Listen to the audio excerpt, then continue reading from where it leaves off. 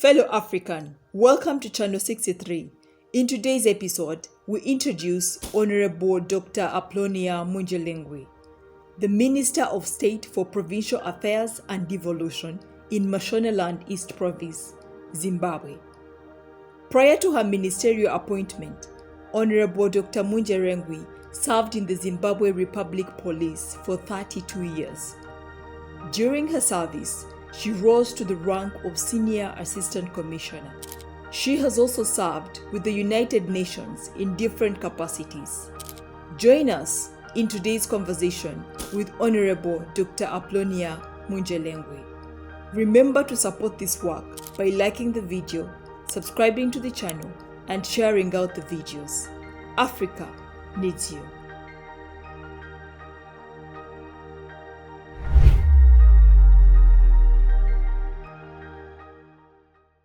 Let me welcome you once again to the Channel 63, the network that focuses only on Africa.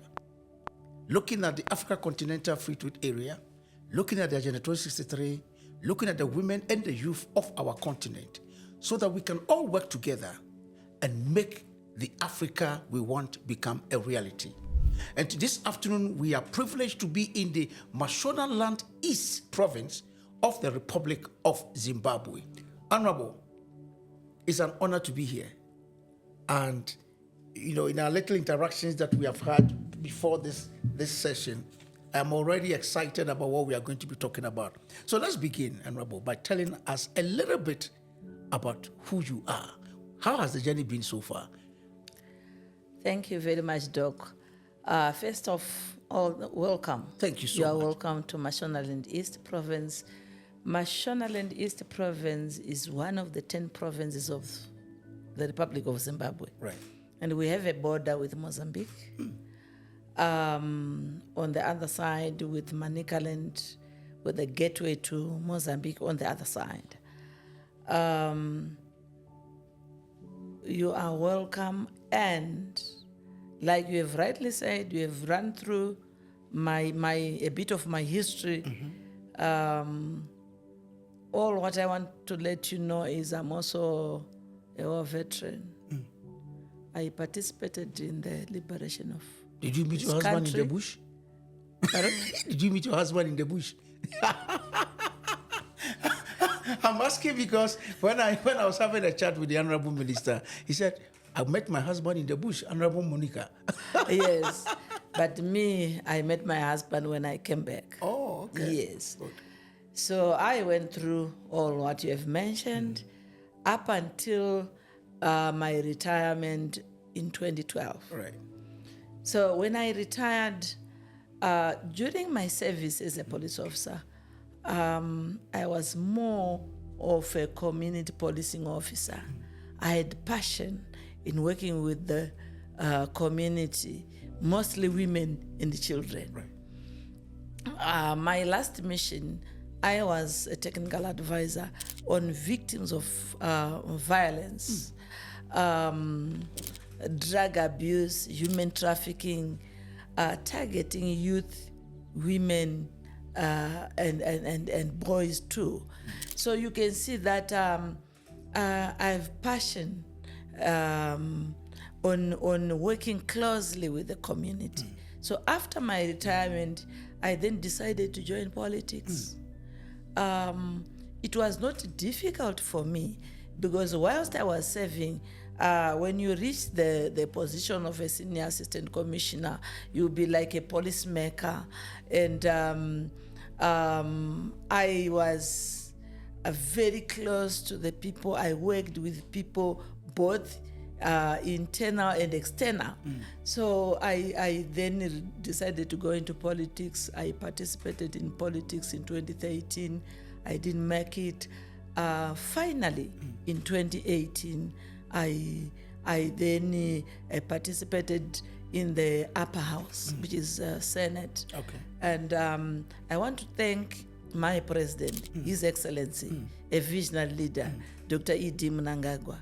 I was then appointed as the Minister of State for Provincial Affairs and Devolution, a post that I'm working on until now. I'm still the Minister of Mashonaland East. This is my second term. Wow. Yes. Congratulations. Thank you. Congratulations. And let me perhaps through you extend my warmest congratulations to the the President of the Republic of Zimbabwe. I haven't met him, but what I've read about him or what I've heard so far, he's a visionary leader. We are blessed. And you guys are blessed. We and are I hope blessed. that the young people of this country don't take that for granted. And congratulations.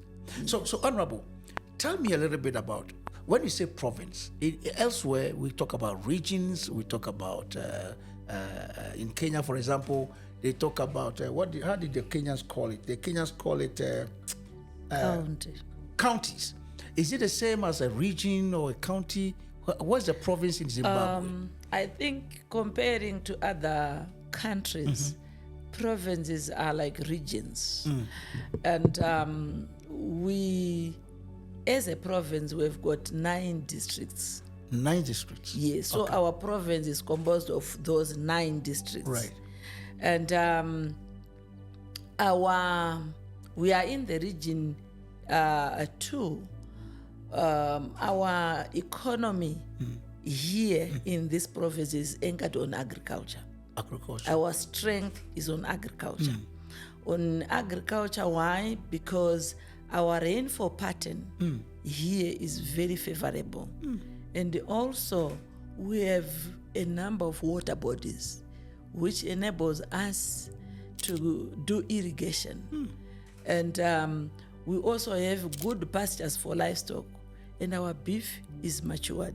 Interesting. So our agriculture here cuts across horticulture, cereals, and our staple food, maize. We are also one of the provinces which produces a lot of maize for the nation.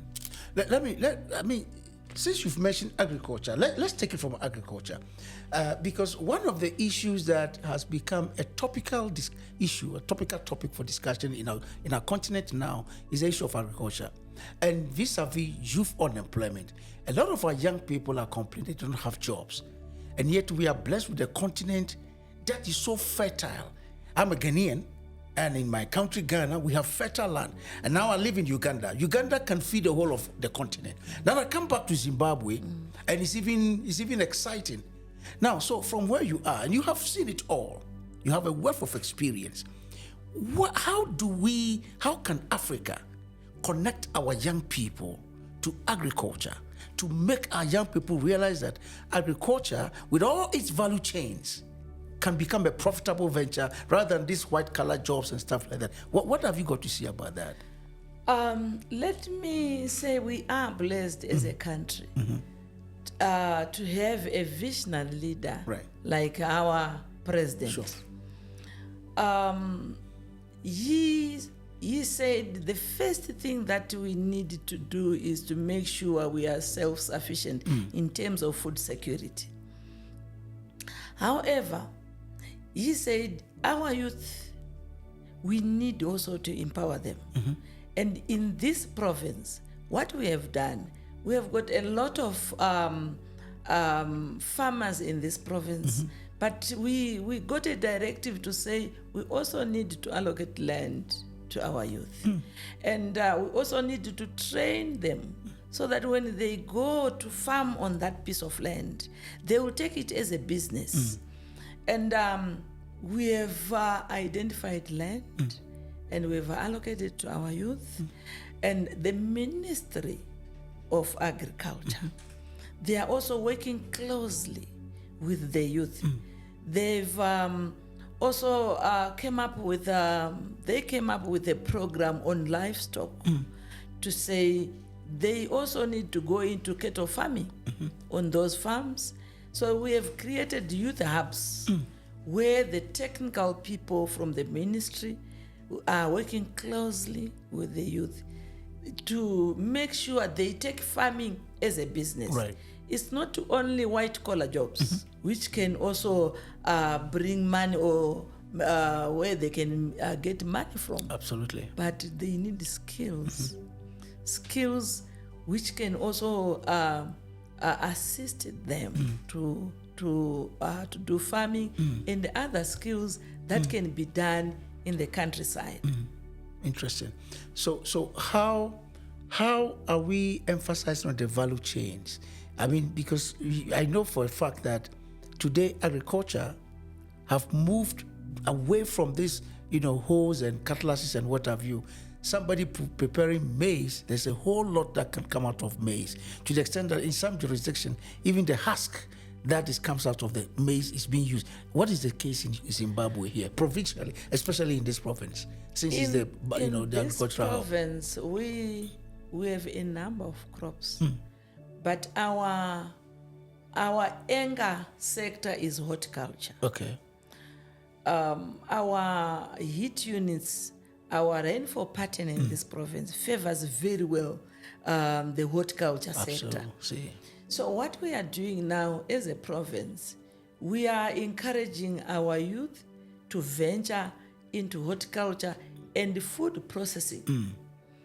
On top of that, we are also liaising with the Ministry of Trade to look for markets for our youth. Absolutely.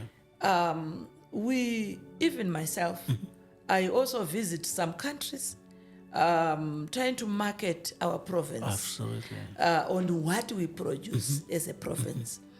We are producing blueberries in this province. I see. We are producing peas, carrots for export. And what we are now looking forward to is a close liaison with other stakeholders to create markets so that they export their products. And also, we are lucky in this province. We have a processing plant in one of our districts for the youth. Okay. Yes, to process some of our crops like tomatoes. They are processing into tomato puree, ketchup, and we are saying, apart from processing the tomatoes, we also want to package our products and send them to up markets in Harare, in our big cities. So we have a number of programs for our youth in the province. Why? We are a dormitory of Harare. We are very close. Okay. I think you have seen it. Just about an hour. Yes. So we are saying we need to decongest Harare. We need to bring other people, the industries from Harare, so that we also create industry hubs in our province and create jobs for our youth in the province. And how is it going so far? We are doing very well because right now we have some companies who are into cutting and polishing in one of the districts, because we have miners who are mining, for example, granite, and the policy is out of the mined ore, they should leave 10% for the local community for processing. Okay. So you can see the government is creating opportunities for our youth. And apart from the mining ventures, mining projects, we also have VTC centers, vocational training centers, to train our youth on our skills, to empower them so that they can survive in the countryside without everyone goes to the big city. Right. We want them to develop themselves, create jobs for themselves in the countryside. I like the strategy of trying to decongest Harare and make the province attractive to investment and all of that, but also making sure that our young people do not just run away into the urban centers and to stay here and develop the area with their skills and all of that. But let's talk about what we call the attitude and mindsets of our young people. Now, today, I don't know about Zimbabwe, but in most African countries, young people have what we call the microwave mentality. They go, you employ them, and they think that overnight they must be like the owner of the business and all of that. All of these things undermine investment in provinces like yours. Are you concerned about that? And what are you doing about that? We are concerned. And also what we doing is, us as adults, we should show our youth, because at the end of the day, we are going to retire. Absolutely. So they should emulate us on how we are leading, how we are creating a conducive environment for them to participate. Hence, all the programs that we are coming up with, and His Excellency, he has youth on his heart to say, what can we do to groom our youth? These are the leaders of tomorrow. What Zimbabwe would we want to see in the next 50 years? Right. So he's coming up with policies that are going to shape up our youth, to change their minds. They should have a sense of ownership of whatever is happening in the country. They should participate. They should play our part. So all these programs that we are coming up with are trying to, are meant to empower our youth, are meant to shape up their lives, to say they should participate. They should not stand on the fence to say, let them do. They will leave everything for us, and we will just enjoy the fruits of what is happening. As a mother, and I want us to go a little bit, if you like, African way. Are you concerned about the rate at which technology is gradually eroding the family values of Africa? And here I'm talking about the way our youngsters are sticking to social media, using technology. I mean, there's no doubt technology has so much advantages, but it's also eroding the family connectedness of Africa. Are you concerned about that? Very true. I like the sign. I am very concerned. Yes, we want technology. We want to communicate. Right. We want to interface with the outside world through internet, through various means of communication. But at some point, I think we needed to really think about the effects of the social media, and also the effects of the lifestyle, the family bondage. Absolutely. At some point, I don't know how best we can also make our children realize that apart from technology, apart from the social media, there is this other part of being a family member. How do we balance the two? How do we accommodate both? I would want to say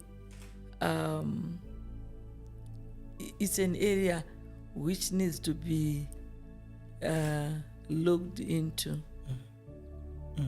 carefully, because what I've realized, all these other things that we are now seeing happening amongst our children, our kids, that are not very good to us as Africans. Some they are seeing it on the through the technology, through the gadgets. And it can happen in your family for years without you noticing. Absolutely. And the effects at times, they are disastrous. So what can we do about it? As a continent, as a country? I mean, here in Zimbabwe, you have almost 66% of your population being young people below 35. And if we have even 20% of that population sticking to social media and their future is being undermined, it's a ticking bomb. So what can we do about that? And this is not just about Zimbabwe. It's about the whole continent. I'm happy that you are going around doing these interviews and you are collecting information. At some point, I think you also need to come up with a write-up of the yes, of course I will too. Of the concerns from different leaders. Yes. And maybe at some point when our world leaders, our African leaders, when they meet, they can also revisit that. Absolutely. To say there's this thing coming up which will maybe destroy our African fabric, our culture. Absolutely. How best can we manage the issue? Because it is not going to affect Zimbabwe alone or Ghana alone, but the African continent. Right. Are we getting the right technology that we should, or there are some components that are not good for our culture or our countries, and how best can it be tackled? Honorable, since I've been here, we've had interaction with a number of ministers. Yes. And I must say that Zimbabwe is blessed with the quality of women ministers that we have found in this country, including yourself. My question is, how can we encourage a lot more young women to get involved in our governance processes in the continent? And I'm asking this question because I'll give you a very, there is a Ghanaian, scholar who said that if you educate a man, you educate an individual. But when you educate a woman, you educate a whole family and a whole generation.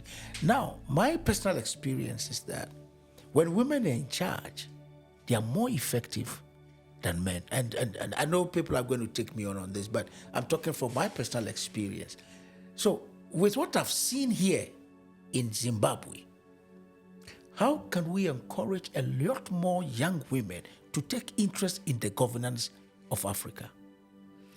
Thank you very much for recognizing that. In fact, we think our president, who has appointed us, some of the ministers that you have met, and including myself, adding to that, in Zimbabwe, His Excellency, they've created an opportunity for us as women to participate. And there is also an age limit to say we want youth below 35 to be part of the legislators, and they should be women. Okay. So when we go for elections, we have our MPs, including the quota for women. I see. It has gone down to the council level. We also have quota in the councils. So we are now represented at all levels. At council level, at parliament level, and at upper house. In the upper house, the Senate, we also have quotas. So the bowel is there now for His Excellency to appoint. As of now, right now in our cabinet, we have a number of young ministers who are under women. 35. Who are women? Under 40. Who are women? Yes. Interesting. Yes. Are there some key lessons we can pick from Zimbabwe that has brought you that far? I mean, apart from the president's vision and all of that, what are some of the systemic institutions that have been put in place to encourage young women to be involved? Let me say, as the senior women, it is our duty to encourage our women, our young women, because at the end of the day, we are going to retire. Absolutely. And we want our young ladies to take over. So we are encouraging them in the countryside to participate in politics. And I also wanted to thank our president, because even in the parastatals, we have a number of women who are chairing boards. I see. They are board chairpersons across all sectors. We have women in positions of authority, and it's not on government ministers alone, but in other sectors. So the Africa we want is to see other countries having more women in a position of authority. So, Honorable, you are telling me that you are very hopeful about Africa. Very, very. Good. This chair, how long have you been in it? Since 2018. 2018. And you agree with me that one day you will not be there? Yeah, of course. Absolutely.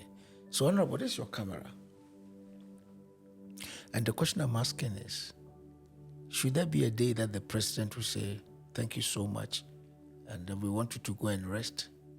What will be the legacy that you want the members of this province, starting with your staff, and then the young people, the young women, the older generation, your colleagues, what kind of legacy that if you left here, they will be proud of, that you did, and they are so happy about it? When I leave this office, my wish is to see a Mashonaland East province at a level whereby all the services that they expect to have are provided. How, as the Minister of State for Provincial Affairs, my duty is to make sure the devolution funds disbursed by the national treasurer is used appropriately, and projects are finished in time. We are giving the services to the people. Our duty is to provide services to the people.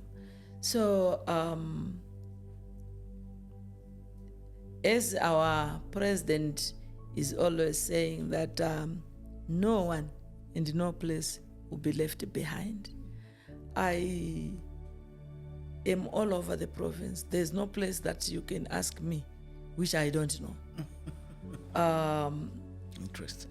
I would want to visit each and every district on a needs assessment. What do they really need? What are the priorities? We want to change people's lives. Absolutely. We want to create working places, working stations for our women and youth. We want to create industrial hubs in the districts so that our community remain where they are, but they are getting all what they want. Absolutely. We want to provide health services to our people. We want to provide roads, schools, bridges to our people. So that's the legacy that I want to leave. Wonderful. Wonderful. It's been an honor, Honorable, being in your province. Yes. This discussion can go on forever. And I'm so happy with the relaxed nature that you have articulated, the things that you've articulated. And I want to say that Zimbabwe is blessed. Thank you. As I mentioned, you are the third female minister. Thank you. that I'm talking to. And it's humbling, the kind of vision, mindset, and the humility that all of you have put your work. Thank you. It's amazing. Is it from the family or what? I think it's from the family. It's the family. So the family values are so strong in Zimbabwe. Yes. But other countries, we are losing it. I don't know. But in Zimbabwe, we respect our culture. Interesting. Yes. Interesting. So what are your final thoughts for the youth of this country? Again, in the camera. Your final thoughts. What advice would you want to give them? If you meet your grandchildren and all of that, what advice would you like to give to them? My advice to our youth is this is the Zimbabwe that we have. This is the only country that we have. It is us who are going to protect, work for it, develop it, and I'm urging our youth to say they need to participate in the growth of the country. They also need to have a sense of ownership of what happens in developing our country. And I'm also urging them, opportunities are there. They need to take advantage of the opportunities which are being availed by His Excellency. They should work for themselves. No one will come and do it for us as Zimbabwe. So those are my last words. Wonderful. Once again, let me thank you for watching Channel 63. We've been in the Mashonaland East Province of the Republic of Zimbabwe. And I've been speaking to the Honorable Minister who is in charge of this province. If you have any feedback, any question that you want us to pass on to the Honorable Minister, please feel free, and we shall be more than happy to let her know. And in case you want to come and invest in Zimbabwe in the area of agriculture, horticulture especially, the place to be is the Mashonaland East Province of the Republic of Zimbabwe.